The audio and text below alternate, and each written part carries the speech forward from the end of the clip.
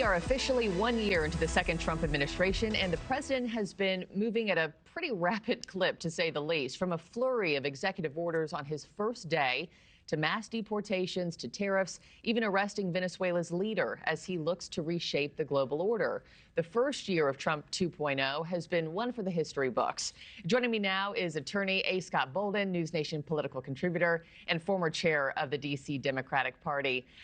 Scott, good morning to you. Good to see you again, as always. So first year back, I mean, how would you characterize it from your eyes? How long can you interview me over Donald Trump's first year? I have about probably 3.5 minutes, Scott. Right. Well, I know you got more questions. Let me just say this. What has dominated the first year is really chaos more than anything, but it is how this administration wants to get things done, whether it's the immigration piece or Venezuela or the tariffs. That really is his leadership and where he's gone. And it's not so much what he's done, it's how he's done it, whether it's the militaristic approach to arresting illegal immigrants or illegal aliens, whether it's the tariffs. Everything's with a big splash. Everything's with pronouncements on social media. And quite frankly, it has just been pure chaos. Now, have there been some good results? Can you commend him on anything?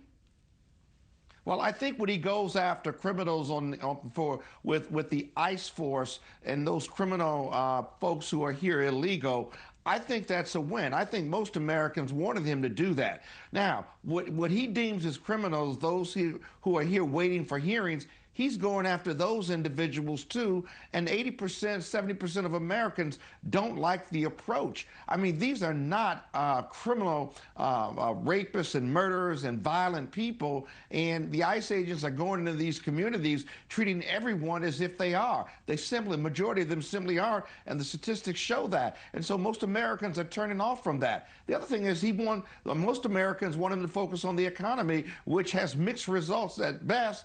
Inflation has not moved much at 2.7%, and prices in regard to beef and energy and some of the other categories are all up. And so he has not kept his promise to the American people. At the same time, though, I think America is more feared than anything by its allies and its enemies. We have not solved a lot of wars, I can say that, and I commend the president for that. But beyond that, it's really been a mixed bag more than anything. That's not a win. 60% of Americans believe his first year has been a failure. But heading into the midterms, this is obviously a huge year. What do you think messaging needs to sound like from Democrats? Because obviously just saying we hate him, it's all chaos, didn't win the election in 2024. So what does the messaging from Democrats need to be heading into midterms this year, Scott?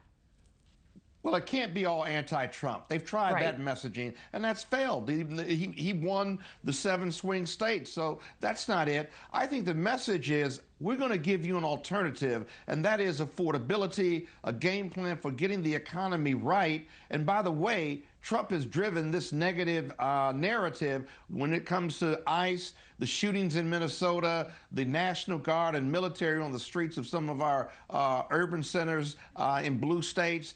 Remind him of that, but you got to give the people hope and a game plan, and that game plan is making America more affordable with new leadership.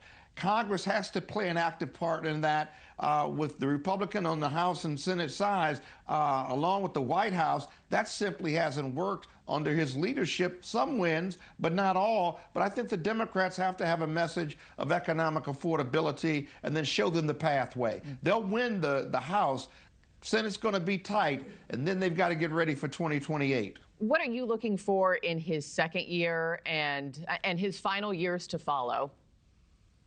Yeah, I think the president is in a rush to get things done because of the midterms. I got that part, but I think most Americans don't want to wake up to more chaos from its leadership.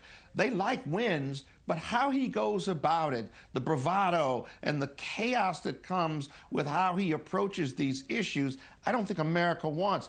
I would hope that the president, because his economic policies and his international relations issue, without the bravado and without the chaos, have been quite effective, and in most cases are pretty right on these issues. At the same time, though, it's how you get there. You know what I mean? Their bodies on the ground in regard to our allies, even if it's a win going forward. And so I would hope that he would calm down, but I don't have I don't have much. I don't have much anticipation that he's going to change his leadership. Thank you for watching. Subscribe below and download our NewsNation app right now on your phone, and you will get fact-based, unbiased news for all Americans.